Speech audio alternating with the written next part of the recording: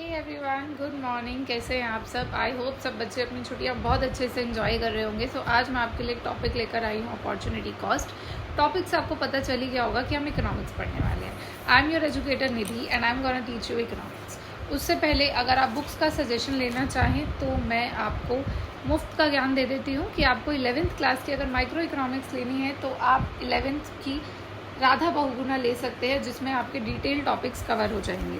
सो ज़्यादा टाइम ना वेस्ट करते हैं, हम अपॉर्चुनिटी कॉस्ट के बारे में बात करते हैं। देखिए, अपॉर्चुनिटी कॉस्ट वो होती है जो कि नेक्स्ट बेस्ट ऑल्टरनेटिव्स हैं। मतलब कि जब आपके सामने दो ऑल्टरनेटिव्स हैं तो जिस एक को आप सेक्रीफाइस कर देते हैं वही आपकी अपॉर्चुनिटी कॉस्ट हो जाती है।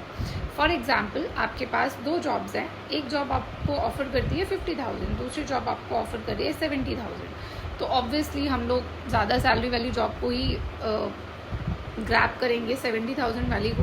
लेकिन वो जो 50,000 वाली है, बेनिफिट्स तो उसमें भी थे ना, तो वो ही हमारी अपॉर्चुनिटी कॉस्ट होती है जो हम दूसरे ऑल्टरनेटिव को सेक्रीफाइस कर देते हैं। अनदर एग्जाम्पल कुड बी कि आपके पास 10 रुपीज़ हैं और आप मार्केट गए टॉफ़ीज़ और चॉकलेट्स लेने।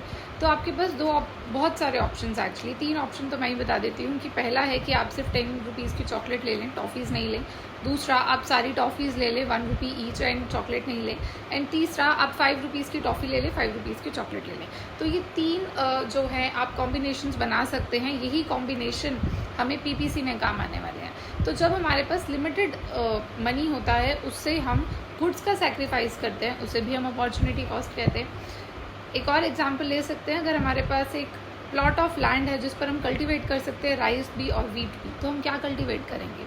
ऑब्वियसली पहला क्वेश्चन तो यही होगा कि मैम किस चीज़ को कल्टीवेट करने से कितना पैसा आएगा। ऑब्वियसली जिस चीज़ को कल्टीवेट करने से ज़्यादा पैसा आएगा हम उसे ही कल्टीवेट कर देंगे, क्योंकि हमें ज़्यादा अमाउंट चाहिए।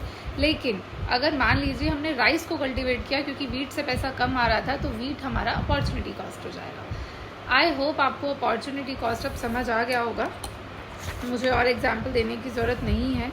देखिए, अपॉर्चुनिटी कॉस्ट बहुत ही बेसिक कॉन्सेप्ट है। और ऐसा क्यों आया ये कॉन्सेप्ट? क्योंकि हमारे रिसोर्सेज लिमिटेड हैं, जो हमने बहुत पहले भी पढ़ा है इंट्रोडक्शन में, और हमें उन लिमिटेड रिसोर्सेज से ऑल्टरनेटिव यूजेस मिलते हैं, जिसकी वजह से हमें चॉइस करनी पड़ती है।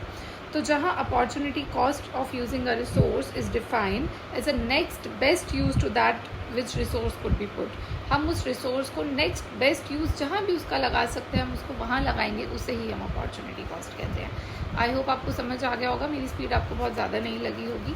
एंड अगर आपको मेरी ये वीडियो पसंद आई है तो प्लीज़ लाइक एंड सब्सक्राइब।